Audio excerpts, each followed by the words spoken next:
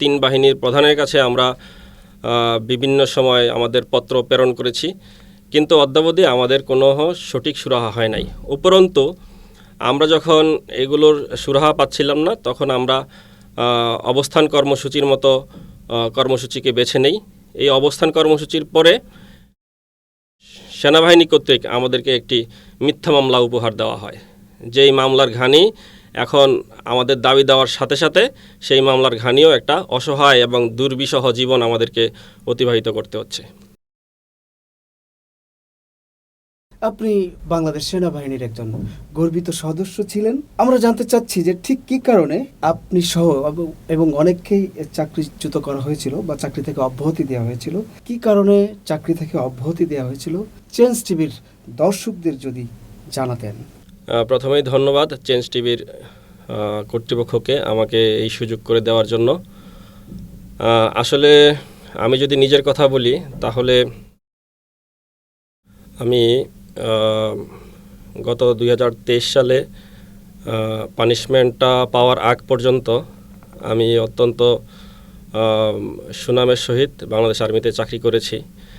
কিন্তু হঠাৎ করেই আমি আপনাদের জ্ঞাতার্থে জানাচ্ছি যে আমি হচ্ছি আর্মি মেডিকেল কোরের একজন মেডিকেল অ্যাসিস্ট্যান্ট ছিলাম এবং আমি ক্যান্সারের কেমোথেরাপিতে দায়িত্বরত ছিলাম।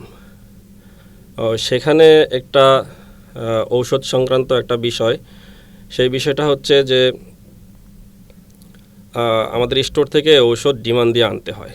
তো আমি ভুলবশত একজনের ঔষধ, এটা আমার ভাষ্য বলছি, একজনের ঔষধ আমি স্টোর থেকে নিয়ে আসছিলাম, কিন্তু বাই দ্য ওয়ে বা সামহাও এই ঔষধটা হারিয়ে গেছে বা এইরকম একটা, আমি আসলে এখন বলতে পারছি না যে ওষুধটা কী হয়েছে, কিন্তু আমার ভাষ্যমতে আমার মনে হচ্ছে যে এটা হারিয়ে গেছে।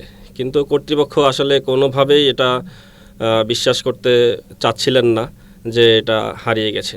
তো সেই ক্ষেত্রে আমাকে ঔষধ আত্মসাতের অভিযোগে বরখাস্ত করা হয়েছে। এর মধ্যে যদি ঘটনাটা বলি, আমি বরাবরই এই বিষয়টা অস্বীকার করেছি। আমার প্রত্যেকটা স্টেটমেন্ট, তারপর যারা লিখিত নিয়েছেন সেটা দেখলে বোঝা যাবে, আমি প্রত্যেকটা স্টেটমেন্টেই আমি নির্দোষ দাবি করেছিলাম। তারপরেও কর্তৃপক্ষ সেটা আমার সন্তুষ্টিতে, আমার কথাটা সন্তুষ্ট চিত্তে নেয় নাই, না নিয়ে আমাকে কি করছে, পাগলাগারদে, অর্থাৎ আমাদের যেই সামরিক হসপিটালের যেই মানসিক ওয়ার্ড আছে সেখানে 1 বছর আমাকে মানসিক রোগীর চিকিৎসা দিয়েছে। আমি নাকি মানসিক রোগী। তো আমার কথা হলো যে যদি আমি সত্যিকার অর্থেই মানসিক রোগী হয়ে থাকি, তাহলে কিভাবে আমার বিচার, বা পৃথিবীতে কি কোনো আইন আছে যে মানসিক রোগের বিচার করতে পারে? এটা হলো একটা পয়েন্ট। আর একটা পয়েন্ট হচ্ছে যে আমি যখন এই 1 বছর মানসিক ওয়ার্ডে বিভিন্ন ধরনের ওষুধ খাইয়েছে, আমি যখন ওষুধ খেতে চাচ্ছিলাম না, তখন আমাকে হাত পা বেঁধে নির্যাতন করা হয়েছে।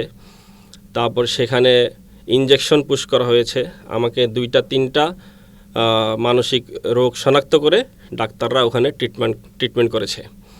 তো এরপর কি হলো, এরপরে ঘটনাটা আরও ইন্টারেস্টিং। যখন আমাকে চাকরি থেকে অব্যাহতি দেওয়া হলো, অর্থাৎ আমি যখন মানসিক ওয়ার্ডে ভর্তি অবস্থায় আমাকে চাকরি থেকে অব্যাহতি দেওয়া হয়েছে, তখনও কিন্তু আমি ডাক্তারের ভাষ্যমতে আমি কিন্তু মানসিক রোগী। তো আমি সবার কাছে একটা প্রশ্ন রাখতে চাই, যদি আমি মানসিক রোগী হয়ে থাকি, তাহলে আমাকে কিভাবে এই বিচারের আওতাধীন করা হলো?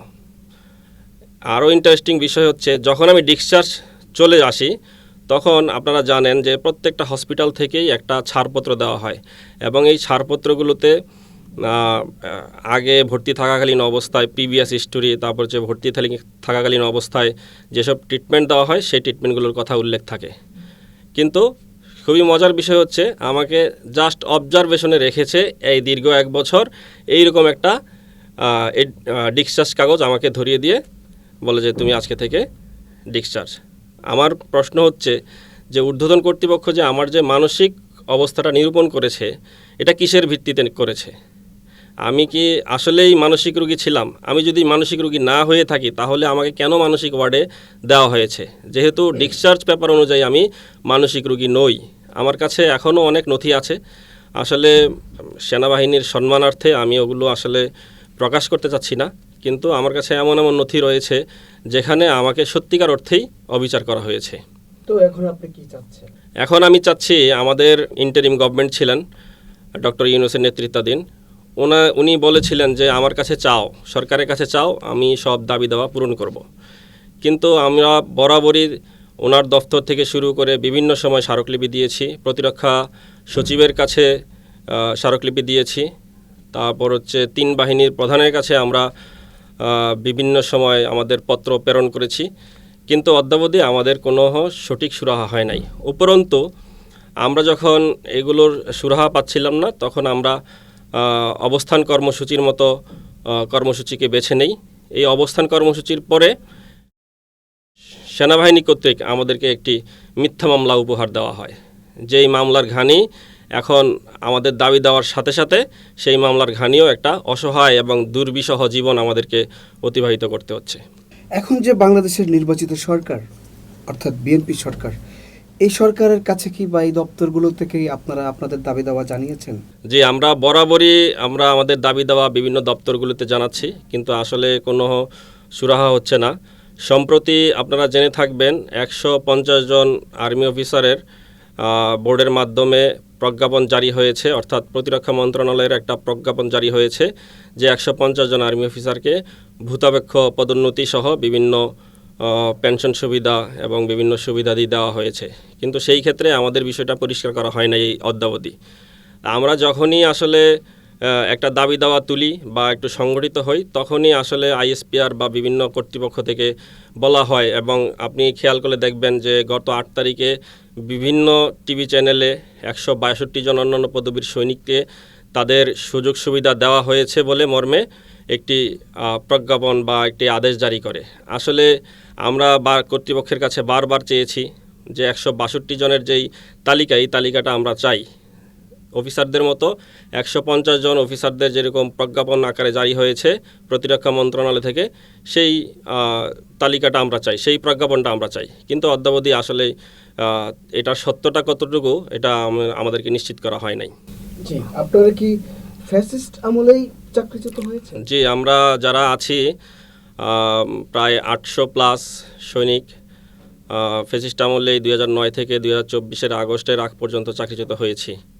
এবং এর পরিপ্রেক্ষিতেই আমরা আসলে, যেহেতু ফ্যাসিস্ট আমলে অনেক দুর্নীতি এবং অনিয়ম হয়েছে, বিভিন্ন আপনারা দেখেছেন বিভিন্ন বাহিনীগুলোতেও কিছুটা হলেও এটার প্রভাব পড়েছে, যার পরিপ্রেক্ষিতে আমাদের এই অবিচার এবং অনিয়মের সম্মুখীন হয়ে আমরা আমাদের এই দুর্বিষহ জীবনে পড়েছি আর কি। আপনি সহ এবং যারা ওই সময়টায় ওই ফ্যাসিস্ট আমলে যারা চাকরিচ্যুত হয়েছেন, আপনারা সবাইকে ঐক্যবদ্ধভাবে একসাথে দাবি জানিয়েছেন, একসঙ্গে আছেন আপনারা? যে আমরা আসলে সহযোদ্ধা নামক একটা প্ল্যাটফর্ম, অর্থাৎ আমরা একটা অরাজনৈতিক, শুধুমাত্র আমাদের যেই অভাব অনটন এবং আমাদের যে বিভিন্ন ধরনের পেনশন সুবিধা, চাকরি ফেরত পাওয়া এবং আইনের পরিবর্তন, এই 3টি দাবি নিয়ে আমরা বাংলাদেশ সহযোদ্ধা প্ল্যাটফর্ম নামে একটি প্ল্যাটফর্ম গঠন করেছি, শুধুমাত্র আমাদের দাবি দেওয়া কেন্দ্রিক। অন্তর্বর্তী সরকারের কাছে আপনাদের কি দাবি দেওয়া ছিল, আর সেই দাবি দেওয়ার ফলাফল বা দাবি দেওয়া কেন পূর্ণ করলো না অন্তর্বর্তী সরকার, কি মনে করছেন আপনি? অন্তর্বর্তীকালীন সরকারের কাছে আমাদের মূলত 3টা দাবি ছিল। সেই দাবিগুলো হচ্ছে যে আমাদেরকে যারা আসলেই অন্যায়ভাবে চাকরিচ্যুত হয়েছে তাদেরকে চাকরি ফেরত দেওয়া, বয়স বা অন্যান্য বিষয়াদি বিবেচনা করে যদি কাউকে চাকরি ফেরত দেওয়া সম্ভব না হয়, সেক্ষেত্রে সম্পূর্ণ পেনশন সুবিধা এবং সরকারের অন্যান্য যেসব ফেসিলিটি আছে, চিকিৎসা সুবিধা সহ সব সুবিধা সহ আমাদেরকে পেনশন সুবিধা দেওয়ার জন্য। আর 3 নম্বর হচ্ছে একটা যেই আইন কাঠামো আছে, অর্থাৎ আমাদের 1952 সালে আমাদের যেই আর্মি অ্যাক্ট আছে, এই আর্মি অ্যাক্ট অনুযায়ী যেসব বিচার করা হয়, সেই বিচারের অর্থাৎ কোর্ট মার্শালের রায়ের বিরুদ্ধে আমরা কোনো প্রচলিত কোনো আদালতে আমরা যেতে পারি না। যদি মনে করেন আমি কোনো সংক্ষুব্ধ হই, কোনো রায়ের বিরুদ্ধে যদি আমার সংক্ষুব্ধতা থাকে, বা আমি যদি মনে করি যে আমি কোনো কারণে বঞ্চিত হয়েছি, তো তারপরেও আমরা কিন্তু আপিল বা কোনো ধরনের ট্রাইব্যুনালে যেতে পারি না। কারণ এখানে আর্মি অ্যাক্ট 1952 অনুযায়ী 1952 এর 133 নম্বর ধারা অনুযায়ী আমরা এখানে রেস্ট্রিকশন দেওয়া আছে যে আমরা কোথাও যেতে পারবো না। এবং সংবিধানের অনুচ্ছেদ ৪৫-এ বলা আছে যে আমাদের যেই পাবলিকের মতো যেই আপিলের যেই সিস্টেম, সেই সিস্টেম আমাদের জন্য রহিত করা হয়েছে। অর্থাৎ আমাদের যেই আইনি অধিকার, সেই আইনি অধিকারকে আর্টিকেল ৪৫ অনুযায়ী সীমিত করা হয়েছে। যার কারণে আমাদের এই অত্যন্ত একটা গুরুত্বপূর্ণ দাবি ছিল যে আর্টিকেল ৪৫-এর পরিবর্তন বা পরিমার্জন। তো এই জিনিসটার জন্য যদি আমি বলি যে কি ক্ষতির সম্মুখীন হই, আমরা শুধু অফিসার না, শুধুমাত্র সেনা সদস্য না, অফিসাররাও অনেক ক্ষেত্রে দেখা গেছে যে যেহেতু একটা ডিসিপ্লিন ফোর্স, ঊর্ধ্বতন কর্তৃপক্ষের আদেশ অর্থাৎ সরকারের আদেশ, সরকার যদি ফ্যাসিস্ট হয় সেই সরকারের আদেশটা তাদের পালন করতে অনেক ক্ষেত্রেই বাধ্য হয়। কারণ সে জানে যে আমি যদি পালন না করি তাহলে আবার কি করবে, একটা মিউটিনি বা বিদ্রোহ বা আপনার অর্ডার ডিসওবে করার যেই এই রুলস, সেই রুলসে আমি ধরা খেয়ে যাব। যার কারণে অনেক সময় অনেক অফিসারই এই বাধ্য হয়েছে যে স্বৈরাচার সরকারের অনেক অন্যায় আদেশকেও মানতে বাধ্য হয়েছে। কারণ এই রুলস, এই আর্টিকেল ৪৫-এর মাধ্যমে যদি সবাই জানতো যে এটা আর্টিকেল ৪৫ যদি সংশোধিত হতো তাহলে কি উপকার হতো। আর্টিকেল ৪৫ যদি সংশোধিত হতো তাহলে যে কোনো সরকারের অন্যায় আদেশকেই সে ওভারকাম করতে পারত, না মেনে থাকতে পারত। কারণ কি, তার যে আপিল করার জায়গা আছে, যেহেতু এখন আপিল করার কোনো জায়গা নাই, সেহেতু সে সরকারের অন্যায় আদেশ যদি হয় সেটা সে মানতে বাধ্য হয়। এক্ষেত্রে অনেক কেস আছে যেরকম সরকারের অন্যায় আদেশ মানতে বাধ্য হয়েছে এবং এখন কিন্তু বিভিন্ন মামলায় তারা আসলে আসামি হয়েছে।